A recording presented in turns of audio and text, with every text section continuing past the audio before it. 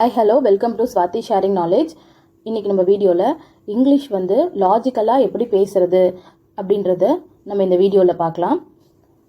First I have done, இது present perfect tense. I did simple past tense. இந்த ரெண்டு யூசேஜும் எப்படி இருக்குன்றத எக்ஸாம்பிளில் பார்க்கலாம். ஃபஸ்ட்டு நம்ம தெரிஞ்சுக்க வேண்டியது என்னது அப்படின்னா, ப்ரெசன்ட் பர்ஃபெக்ட் டென்ஸ் எதுலெல்லாம் யூஸ் பண்ணக்கூடாது. Yesterday, 5 minutes ago, when I was a child. ஒரு கம்ப்ளீட் ஆன ஒரு இன்சிடெண்ட்டை நம்ம பேசுகிறப்போ கான்வர்சேஷனில் நம்ம என்ன யூஸ் பண்ணக்கூடாது அப்படின்னா ப்ரெசன்ட் பர்ஃபெக்ட் டென்ஸ் யூஸ் பண்ணக்கூடாது. ஸோ உங்களுக்கு கிளியர் ஆயிருக்கும். நம்ம இப்போ எக்ஸாம்பிளில் பார்க்கலாம்.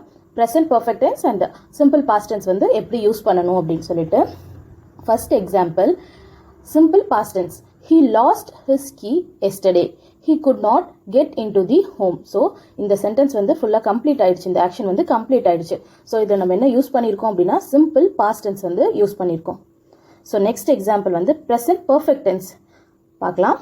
He has lost his key.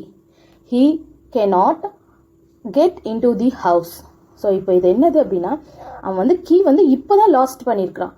அந்த கீ கிடைக்காததுனால அவன் வீட்டுக்குள்ளே போக முடியல. ஸோ இப்போ ப்ரெசென்ட்டில் இருக்கிறத நம்ம சொல்கிறதுனால என்ன யூஸ் பண்ணியிருக்கோம் அப்படின்னா ப்ரெசென்ட் பர்ஃபெக்ட் டென்ஸ்.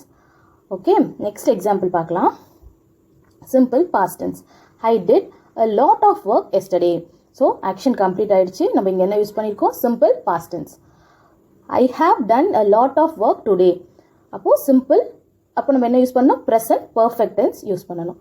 ஸோ உங்களுக்கு சிம்பிள் பாஸ்ட் டென்ஸுக்கும் ப்ரெசென்ட் பர்ஃபெக்ட் டென்ஸுக்கும் இருக்க டிஃப்ரென்ஸ் தெரிஞ்சிருக்கும். ஸோ நம்ம இங்கிலீஷ் கான்வர்சேஷனை இனிமேல் லாஜிக்கலாக பேசலாம். தேங்க்யூ ஃபார் வாட்சிங். Subscribe for more videos.